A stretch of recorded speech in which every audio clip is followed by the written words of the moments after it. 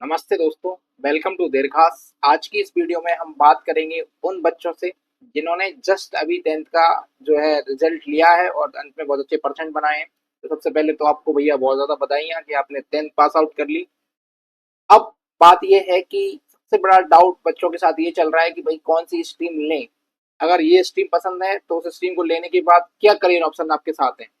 तो अगर आप 10th को पास आउट कर चुके हैं और अब आपके मन में है कि आप एग्रीकल्चर से अपना जो है 11th और 12th करें, तो आप ये समझेंगे आज की इस वीडियो में कि इसमें करियर ऑप्शंस क्या है, क्यों ये बेस्ट सब्जेक्ट आज के टाइम पे चल रहा है।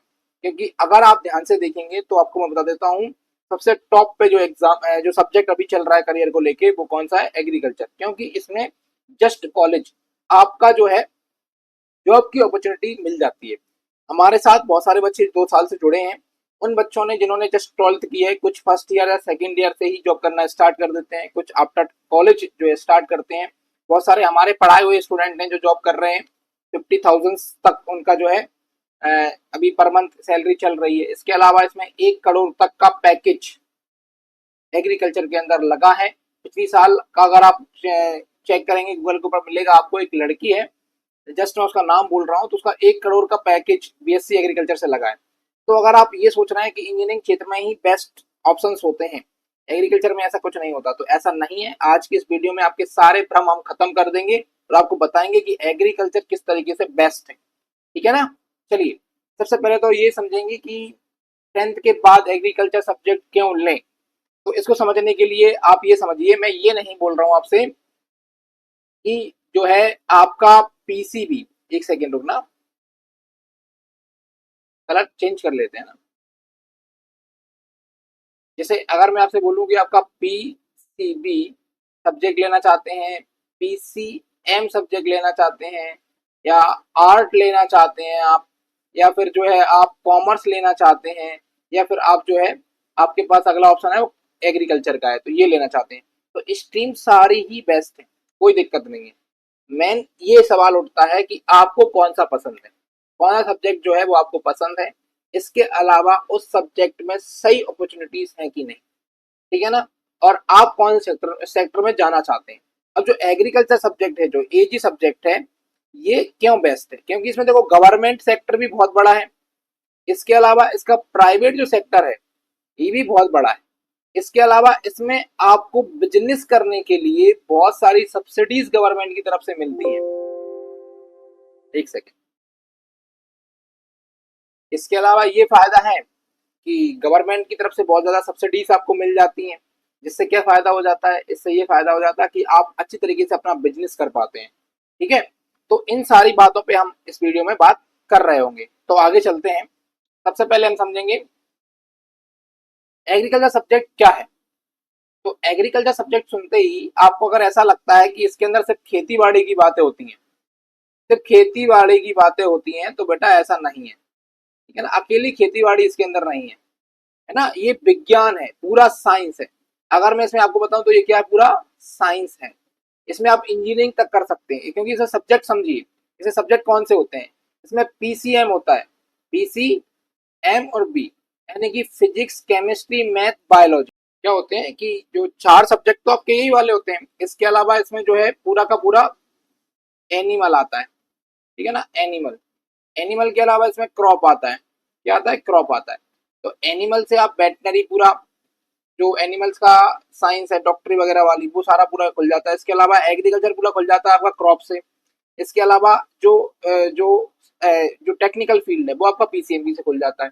इसलिए जो एग्रीकल्चर सब्जेक्ट है हमारा पूरा साइंस बेस्ड है। इसमें आपको कहीं पे भी आर्ट्स जैसी हरकतें नहीं है। ठीक है ना। ये पूरा कैसा कैसा बेस्ड है, पूरा का पूरा साइंस है। ठीक है। तो इसमें हम समझते हैं कि 12th में क्या क्या आपको पढ़ना होता है वो समझ लेते हैं, क्योंकि 11th में तो आप पढ़ ही लोगे, कोई दिक्कत नहीं है। बात ये कर लेते हैं कि 12th में आपको क्या क्या पढ़ना होता है इसके अंदर।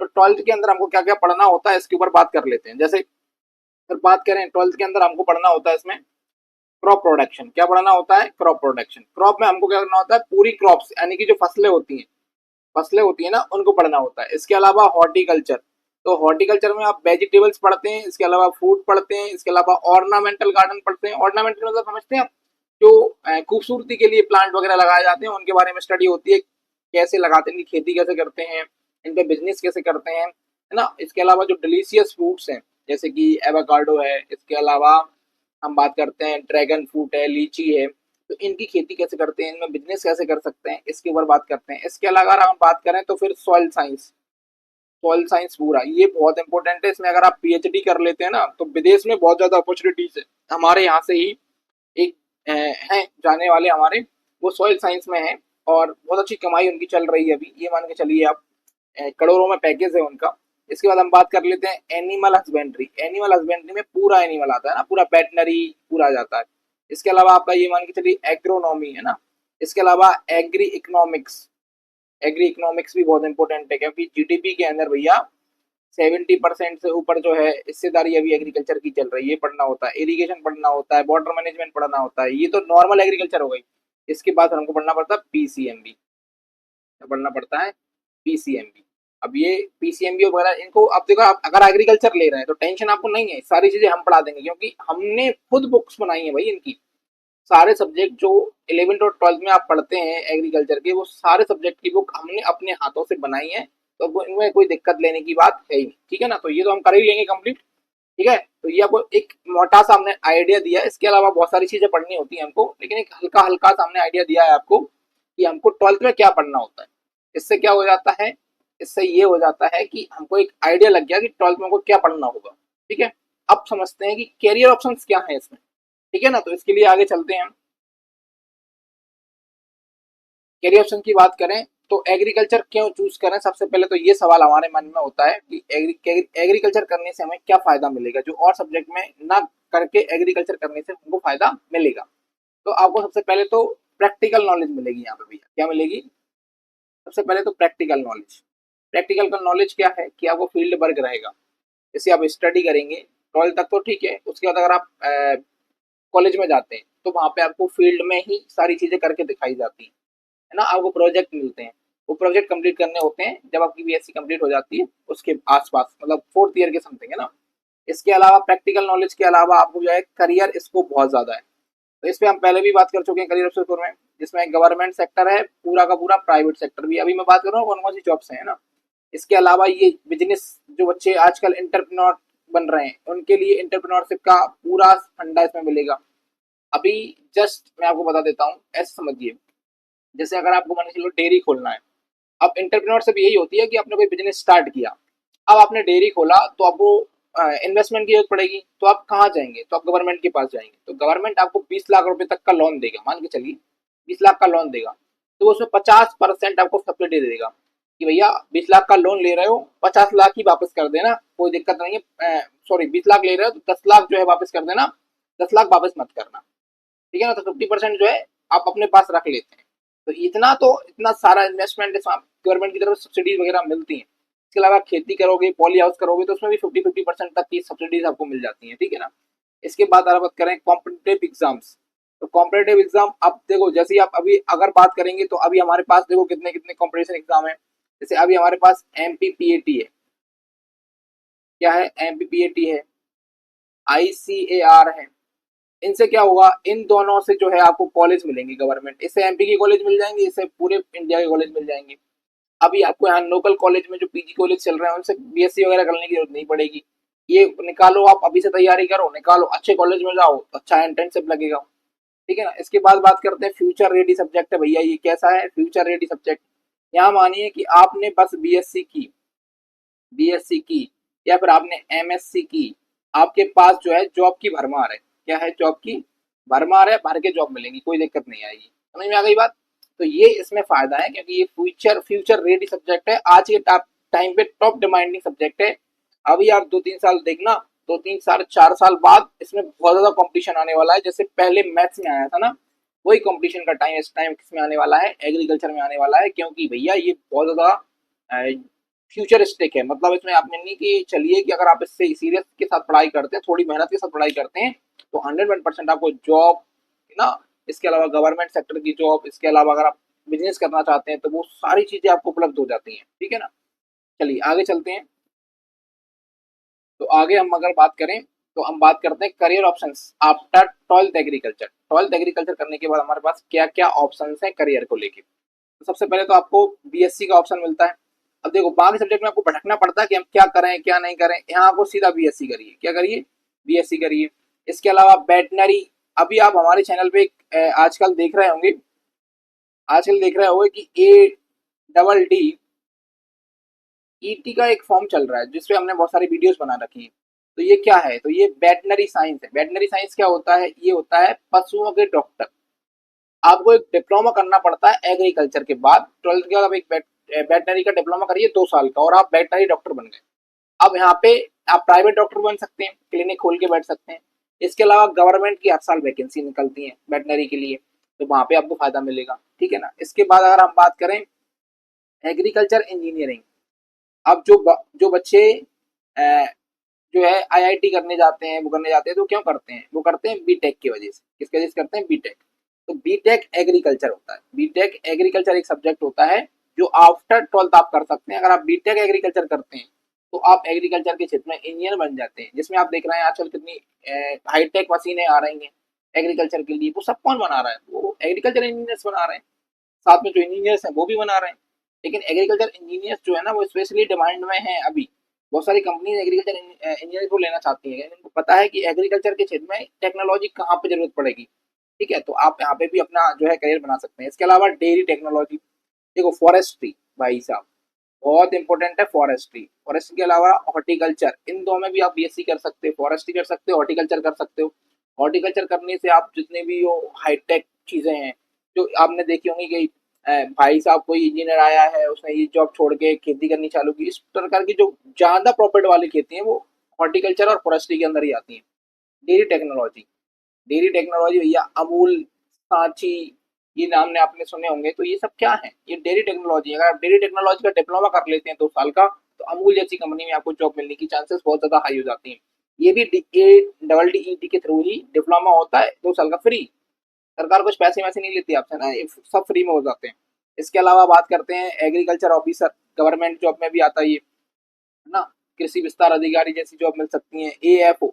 AFO एक बैंक जॉब होती है जो सिर्फ एग्रीकल्चर वाले बच्चों के लिए ही होती है, एग्रीकल्चर और बायोलॉजी वाले बच्चों के लिए, और किसी के लिए नहीं होती है ना। इसके अलावा कृषि साइंटिस्ट बन सकते हैं आप, अगर आपने पीएचडी कर ली तो आप कृषि साइंटिस्ट बन सकते हैं, है ना। एग्री इंटरप्रेन्योर कर सकते हैं, मतलब आप बिजनेस कर सकते हैं एग्री के क्षेत्र में। तो इतने सारे जॉब ऑप्शंस आपके पास किसी और सब्जेक्ट में नहीं है भाई, समझो बात को। अगर आप बात कर रहे हो कि हम बायो लेंगे बहुत बार पैसे वाले बन जाएंगे नीट करके, तो बेटा नीट करने में पसीना आ जाएगा, ठीक है ना। तो कुछ टेक्निकल इशू आ गया था बेटा, इसलिए हमने वापस से रिस्टार्ट किया है यहीं से। जैसे हम बात कर रहे थे कि अगर आप नीट को लेके बहुत ज्यादा ऐसे बच्चे सोचते हैं ना कि हम नीट के लिए जाएंगे या आईआईटी के लिए जाएंगे, तो बेटा आप लोग ये समझ नहीं रहे हैं कि इनमें कंपटीशन जितना है, और ऐसे ये नीट जो और आईआईटी है किसी के जैसा, यहाँ पे एक दो एग्जाम होते हैं, MPPAT, है ना। इसके अलावा एक एग्जाम होता है ICAR,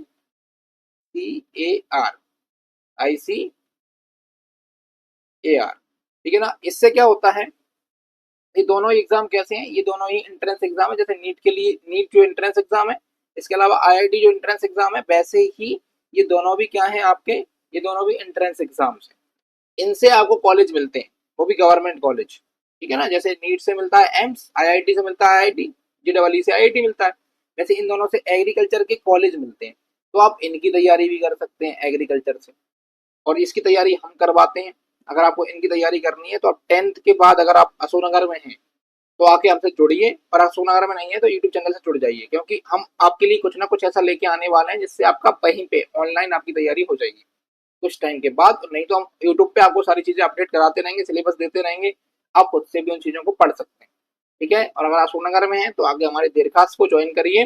101% 2 साल में आपकी पीएटी और एग्रीकल्चर 12th में 80% से ऊपर परसेंट बच्चों की, बहुत सारे बच्चों की हमारे पास आती है, 90% के करीब, और 90% तक बच्चों की परसेंट हमारे यहाँ से आती है, ठीक है ना।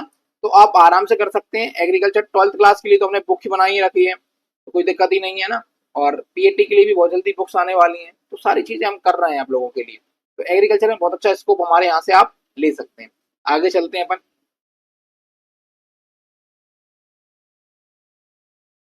जैसे फाइनल मैसेज अगर मैं आपसे बात करता हूँ, जैसे मैंने आपको सब कुछ बता रखा है अभी, फाइनल मैसेज ये है कि बेटा एग्रीकल्चर एक मिशन है। क्या है, एग्रीकल्चर एक मिशन है, और ये हमारे देश के लिए बहुत ज़रूरी है और अभी डिमांड में इसलिए है क्योंकि हम अभी एग्रीकल्चर में बहुत पीछे हैं और देशों की तुलना में। ये बात समझिए आप। हम जैसे अभी ग्रीन रेवोल्यूशन आया था, तो ग्रीन रेवोल्यूशन 2 पॉइंट जब से आया है उसके बाद बहुत सारे सेक्टर खुले हैं और सेक्टर आपके खुलेंगे बहुत ज़्यादा। तो अभी हम बहुत पीछे हैं, तो इसमें बहुत ज़्यादा स्कोप है जिसमें आपको जो है ना किसान, देश के किसानों के साथ मिलके उनकी मदद करने और अपना फ्यूचर सिक्योर करने का मौका मिलता है। ठीक है ना, ये एग्रीकल्चर की ताकत है बेटा। ये क्या है, एग्रीकल्चर की पावर है। इसने अच्छे अच्छे लोगों को बहुत अच्छा फ्यूचर दिया है ना। आप लोगों को भी बहुत अच्छा फ्यूचर इसके अंदर हो सकता है, तो इसको लेने से डरना नहीं है। आज तक क्या चलता रहता है, जैसे ये समझ में आता है कि एग्रीकल्चर जो है वो कम पढ़े लिखने वाले जो बच्चे होते हैं, जो कम परसेंटेज लेके आते हैं, कम पढ़े लिखे होते हैं, उनका सब्जेक्ट होता है। तो ऐसी बात बिल्कुल भी नहीं। एग्रीकल्चर बहुत डिमांडिंग सब्जेक्ट, सबसे ज्यादा जॉब देने वाला सब्जेक्ट है आज के टाइम। ये एकमात्र ऐसा सब्जेक्ट है जिसमें आप आफ्टर 12th ही जॉब ले सकते हैं। आफ्टर कॉलेज तो आप जॉब की भरमार ले सकते हैं, भरमार, बहुत सारी जॉब्स आपको आफ्टर कॉलेज तो बहुत सारी जॉब मिलती है, गवर्नमेंट में भी और प्राइवेट में भी। अब अपने पोटेंशियल के हिसाब से तुरंत आप जॉब इसमें अंदर पा सकते हैं। अब आपको बहुत सारे बच्चे ऐसे भी मिलेंगे जो नालायक हैं, जो पढ़ते लिखते नहीं है, घूम रहे हैं, बस पेपर दे के पास हो गए जैसे तैसे करके 50% 60% से। तो उन बच्चों का हम कुछ नहीं कह सकते भैया, वो तो हर सब्जेक्ट में मिलेंगे। आपको क्या मिलेंगे, हर सब्जेक्ट के अंदर मिलेंगे। उन बच्चों का कुछ नहीं हो सकता। उन बच्चों को हम क्या ब्रह्मा जी खुद तो कुछ नहीं करा सकते उनका, ना। इसके अलावा अगर आपको ये वीडियो अच्छा लगा है तो आप हमारे साथ जुड़ सकते हैं। हमारे ऑफलाइन बैच में भी जुड़ सकते हैं और ऑनलाइन बैच में भी आप जुड़ सकते हैं। ऑनलाइन के लिए कुछ नहीं करना, यूट्यूब चैनल सब्सक्राइब करके रखिए, ठीक है ना। इसके अलावा लाइक कर दीजिए वीडियो को और शेयर करिए उन लोगों के साथ जिन्होंने जस्ट अभी 10th पास किए। अगर उन लोगों के आप के साथ ये सेंड कर देते हैं वीडियो, तो उन लोगों को इसके बारे में क्लियरिटी मिल जाएगी। अगर उनको एग्रीकल्चर लेना है तो उनको अपना फ्यूचर देखने लगेगा कि उनको कैसे लेना है, क्या करना है। अगर नहीं लेना है तो कोई दिक्कत है ही नहीं, ठीक है ना। और अगर आप एग्रीकल्चर ले रहे हैं तो देरखास से जुड़ना जरूर है। आपको चैनल को सब्सक्राइब कर लेना है। अगर अशोकनगर, गुना, सेपरी या कहीं आसपास के एरिया में, अगर अशोकनगर के आसपास अपन है तो आप हमसे कांटेक्ट करिए। कांटेक्ट करने से आपको क्या होगा, हम आपको बताएंगे गाइडेंस। अगर आप कहीं से भी हैं तो भी आप हमको मैसेज कर सकते हैं। कॉन्टेक्ट में डिस्क्रिप्शन में नंबर दे दूंगा, अपना व्हाट्सअप नंबर। इसके अलावा इंस्टा आईडी दे देंगे, तो वहां पे आप हमसे कांटेक्ट कर सकते हैं। इससे क्या होगा, इससे ये होगा कि आपको जितने भी डाउट हैं हम क्लियर कर देंगे। अगर कोई और भी डाउट है तो कमेंट कर दीजिए वीडियो के नीचे, हम वो भी सॉल्व कर देंगे। पता है बच्चे हमसे क्या बोलते हैं, बच्चे हमसे सर बहुत कम बोलते हैं, बच्चे हमसे बोलते हैं भैया। उसका कारण है क्योंकि हम पर्सनली बच्चों को सजेस्ट करते हैं और एज भी हमारी कमी है, इसलिए। तो आप एग्रीकल्चर के क्षेत्र में अगर आ रहे हैं तो फिर आपको एक ही नाम याद रखना है, वो है देरखास का, ठीक है ना। तो ऑफलाइन बैच लेना हो, ऑनलाइन पढ़ाई करनी हो, दोनों चीजों के लिए हम आपकी मदद करते रहेंगे। इसलिए वीडियो को क्या करिए, लाइक करिए, शेयर करिए और हमारे चैनल को सब्सक्राइब करके रख लीजिए, क्योंकि वीडियो डेली आपको अपडेट मिलती रहेंगी। ठीक है, मिलते हैं नेक्स्ट वीडियो।